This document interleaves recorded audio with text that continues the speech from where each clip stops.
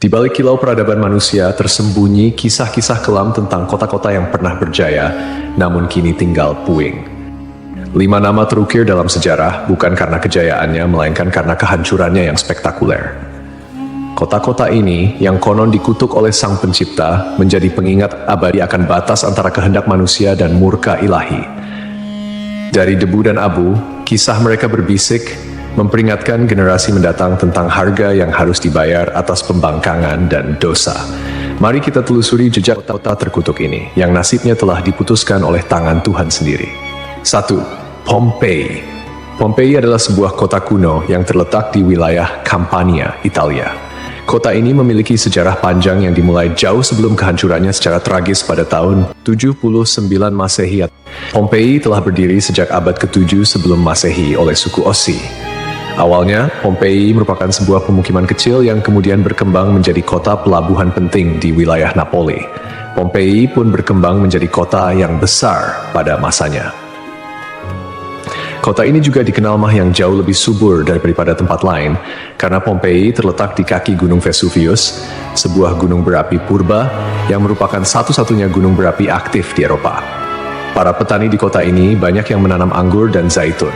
Kesuburan tanah ini merupakan salah satu faktor utama yang mendorong pertumbuhan dan kemakmuran Pompei selama berabad-abad. Meskipun Gunung Vesuvius telah lama menjadi bagian dari lanskap kota Pompei, penduduk kota tampaknya tidak menyadari bahaya yang kelak akan ditimbulkannya. Gunung Vesuvius diketahui telah tidak aktif selama berabad-abad, dan pengetahuan vulkanologi pada masa itu masih sangat terbatas. Kota Pompei merupakan bagian dari wilayah kekuasaan Romawi kuno.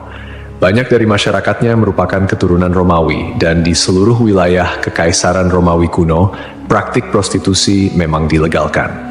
Namun Pompei menawarkan sesuatu yang lebih. Diperkirakan ada 35 rumah bordil yang tersebar di kota ini. Di Pompei ada beberapa lupanar, dengan yang paling terkenal disebut Lupanar Grande, yang merupakan satu-satunya rumah bordil besar yang ditemukan di sana. Kata lupanare sendiri berasal dari kata Latin lupa, yang berarti serigala betina, istilah yang juga digunakan untuk para pelacur pada zaman itu. Di dalam Lupanar Grande, ditemukan kamar-kamar kecil dengan lukisan erotis di dinding, yang kemungkinan besar digunakan sebagai semacam menu untuk layanan yang ditawarkan di sana. Rumah bordil ini memiliki 2 lantai. Lantai pertama diperuntukkan bagi kelas bawah, sedangkan lantai kedua digunakan oleh pelanggan kelas atas. Jumlah yang tergolong banyak mengingat Pompei hanya seluas 12 km² dengan populasi sekitar 11.000 orang. Untuk menuju rumah bordil, jalanan di Pompei diberi petunjuk arah berupa pahatan falus alat kelamin laki-laki, sebuah tanda untuk membantu orang asing yang mungkin mabuk berat atau tidak bisa berbicara bahasa lokal. Praktik prostitusi biasanya dilakukan oleh para budak yang memasang tarif sangat murah. Bahkan tarif di Pompei jauh lebih murah daripada di wilayah Kekaisaran Romawi lainnya. Dengan membayar setara harga seperempat gelas anggur, setiap laki-laki yang datang ke Pompei sudah bisa memesan pelacur. Pada salah satu dinding aula, ditemukan tulisan yang artinya, "Jika Anda mencari pelukan manis di kota ini, semua gadis di sini tersedia." Hubungan seksual yang diwajarkan tidak hanya terjadi antara laki-laki dan perempuan saja. Penemuan grafiti menunjukkan bahwa homoseksual dan pemerkosaan anak juga menjadi hal yang biasa di Pompei. Temuan inilah yang membuat Pompei dijuluki sebagai kota maksiat, terlepas dari arsitekturnya yang megah dan keberagaman karya seninya. Akhirnya, setelah kegiatan maksiat di kota ini semakin parah dan menjadi pemandangan yang lumrah, pada tanggal 24 Agustus 79 Masehi, sekitar tengah hari, terjadilah letusan mahadahsyat dari Gunung Vesuvius. Gunung ini mengeluarkan kolom erupsi yang luas dan tinggi hingga mencapai ketinggian 33 km. Abu vulkanik dan batu apung mulai berjatuhan di Pompei dan di daerah sekitarnya. Tebalnya erupsi menyebabkan kegelapan di siang hari dan membuat orang-orang kesulitan untuk bernapas, sehingga penduduk Pompei banyak yang tidak sanggup melarikan diri. Kemudian pada malam hari, letusan mencapai puncaknya. Serangkaian awan panas yang mematikan mulai menyapu kota dengan kecepatan tinggi dan membunuh siapapun di kota tersebut. Meskipun sulit untuk memastikan jumlah korban jiwa yang tepat, diperkirakan ada sekitar 2.000 orang yang tewas di kota Pompei, meskipun banyak juga yang berhasil melarikan diri pada tahap awal erupsi. Namun, mereka yang tertinggal atau terlambat melarikan diri menghadapi nasib yang sangat mengerikan. Kota maksiat ini hancur lebur bersama 500 tahun. Setelah sekian lama, Pompei ditemukan kembali pada abad ke-18 dan penggalian yang dilakukan mengungkapkan banyak artefak serta mumi-mumi yang terkubur di bawah abu vulkanik. Pompei kini menjadi simbol peringatan akan bahaya dari keangkuhan dan dosa manusia.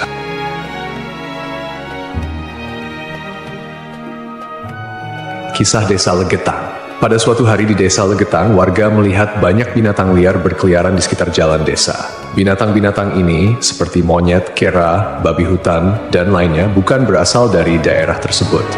Setelah diselidiki, ternyata hewan-hewan ini berasal dari Gunung Pengamun-Amun, yang berada agak jauh dari Desa Legetang.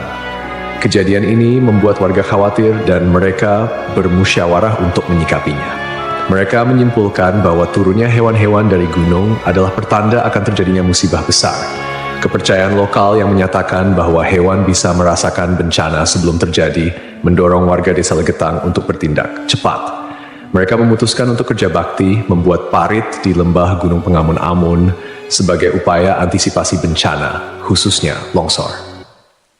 Desa Legetang terletak di dataran tinggi Dieng, Kecamatan Batur, Kabupaten Banjarnegara, Jawa Tengah. Desa ini dikenal dengan tanahnya yang sangat subur, bahkan lebih subur dibandingkan desa-desa lainnya di sekitarnya. Sebagai contoh, jika semangka yang ditanam di desa lain hanya mencapai berat sekitar 6 kg, semangka yang ditanam di Legetang bisa mencapai 10 hingga 12 kg. Setelah parit selesai dibuat, kehidupan di desa kembali normal. Desa Legetang adalah desa yang makmur, hanya sedikit orang miskin di sana. Banyak saudagar kaya yang hidup mewah dan uang sering dihamburkan untuk hiburan. Setiap malam, mereka sering berjudi dan mengadakan berbagai hiburan yang tidak pantas, seperti kesenian lengger yang kadang berujung pada tindakan asusila. Kesenian ini yang hanya dilakukan di desa tersebut menjadi simbol betapa jauhnya masyarakat desa ini dari nilai-nilai agama dan moral. Setiap malam, penduduk Desa Legetang terlibat dalam berbagai bentuk kemaksiatan, termasuk perjudian, mabuk-mabukan, dan seks bebas. Mereka yang tidak terlibat dalam perilaku ini tampaknya membiarkannya, seolah-olah itu adalah hal yang wajar. Beberapa sumber melaporkan bahwa tingkat kemaksiatan di desa ini sangat tinggi, dengan beberapa laporan ekstrem seperti hubungan seksual antara anak dan ibu kandung. Desa Legetang mengalami hujan yang sangat lebat. Cuaca ekstrem ini disertai dengan petir yang menyambar-nyambar dan suara guntur yang menggelegar di langit yang gelap. Tiba-tiba, terdengar suara ledakan yang sangat keras yang dapat didengar hingga ke desa-desa di sekitarnya. Bukan paginya, setelah badai reda, penduduk desa-desa tetangga terkejut mendapati bahwa Desa Legetang telah tertimbun tanah dari puncak Gunung Pengamun-Amun. Tragedi ini menelan korban jiwa 351 orang, termasuk bayi dan balita. Hanya satu orang yang berhasil selamat, yaitu seorang pemuda bernama Suhuri yang sedang berada di luar desa saat kejadian. Secara logika, sulit untuk memahami bagaimana Desa Legetang bisa tertimpa longsoran dari puncak gunung yang jauh dan terpisah oleh lembah serta perkebunan. Penduduk desa telah membuat parit sebagai antisipasi terhadap longsor, tetapi bencana ini tampaknya melibatkan fenomena yang tidak bisa dijelaskan dengan mudah. Ada yang berpendapat bahwa kejadian ini adalah azab dari Allah, karena tidak dapat dipahami secara rasional. Ashabul Ras. Ashabul Ras adalah sebuah kaum yang hidup pada zaman dahulu. Kisah mereka disebutkan dalam Al-Quran sebagai salah satu kaum yang mendapat azab dari Allah Subhanahu wa Ta'ala. Nama Ashabul Ras secara harfiah berarti penghuni sumur atau pemilik sumur. Mereka tinggal di sebuah wilayah yang kini diperkirakan berada di antara Yamamah dan Hadramaut di Jazirah Arab. Kehidupan Ashabul Ras sangat bergantung pada sebuah sumur besar yang menjadi sumber air utama. Tidak hanya menjadi pusat kehidupan, tetapi juga menjadi simbol kemakmuran dan identitas kaum tersebut. Mereka membangun peradaban yang cukup maju di sekitar sumur ini dengan pertanian dan peternakan sebagai mata pencaharian utama. Namun, meskipun telah diberi nikmat berupa sumber air yang melimpah, Ashabul Ras justru menyalahgunakan anugerah tersebut. Mereka mengembangkan sistem kepercayaan yang menyimpang dan menyembah pohon cemara besar yang tumbuh di dekat sumur mereka. Pohon ini dianggap suci dan dijadikan objek penyembahan, menggantikan Allah Subhanahu wa Ta'ala sebagai Tuhan yang seharusnya disembah. Kemusyrikan Asyabul Ras tidak berhenti pada penyembahan pohon saja. Mereka juga mengembangkan praktik-praktik yang bertentangan dengan ajaran tauhid, seperti membuat patung-patung yang merepresentasikan dewa-dewa mereka, kemudian melakukan ritual dan persembahan kepada pohon cemara, serta menolak ajaran-ajaran monoteisme yang dibawa oleh para nabi dan rasul. Allah Subhanahu wa Ta'ala dalam rahmatnya yang tak terbatas tidak langsung menghukum Asyabul Ras. Sebaliknya, Allah Subhanahu wa Ta'ala mengutus seorang nabi kepada mereka untuk membimbing dan mengingatkan mereka akan jalan yang benar. Nabi yang diutus ini, menurut beberapa riwayat, adalah Nabi Syuaib, meskipun ada juga yang berpendapat bahwa ia adalah nabi yang lain yang namanya tidak disebutkan dalam Al-Quran. Nabi yang diutus kepada Asyabul Ras berusaha dengan gigih untuk mengajak kaumnya kembali ke jalan yang lurus. Ia menyampaikan risalah tauhid, mengajak mereka untuk hanya menyembah Allah Subhanahu wa Ta'ala dan meninggalkan penyembahan terhadap pohon dan berhala. Nabi ini mengingatkan mereka akan nikmat-nikmat Allah Subhanahu wa Ta'ala yang telah diberikan, termasuk sumur yang menjadi berkah dalam kehidupan mereka. Namun, meski telah diingatkan, mereka tetap keras kepala dalam kekufuran dan kemusyrikan, bahkan mulai mengancam dan memusuhi Nabi yang diutus kepada mereka. Penolakan ini berlangsung dalam waktu yang cukup lama, menunjukkan kesabaran Allah Subhanahu wa Ta'ala dalam memberi kesempatan kepada hamba-hambanya untuk bertaubat. Setelah bertahun-tahun menolak ajakan Nabi mereka dan tetap teguh dalam kekufuran, akhirnya azab Allah Subhanahu wa Ta'ala turun kepada kaum Asyabul Ras. Azab ini datang sebagai konsekuensi dari penolakan mereka yang terus-menerus terhadap ajaran tauhid dan ketekunan mereka dalam menyembah selain Allah Subhanahu wa Ta'ala. Menurut beberapa riwayat, azab yang menimpa Asyabul Ras terjadi dalam beberapa tahap. Pertama, terjadi kekeringan dan paceklik. Allah Subhanahu wa Ta'ala mulai mengurangi curahan rahmatnya dengan menahan air hujan. Akhirnya, terjadi kekeringan berkepanjangan. Tanaman-tanaman mereka mengering dan ternak mereka mulai mati kelaparan.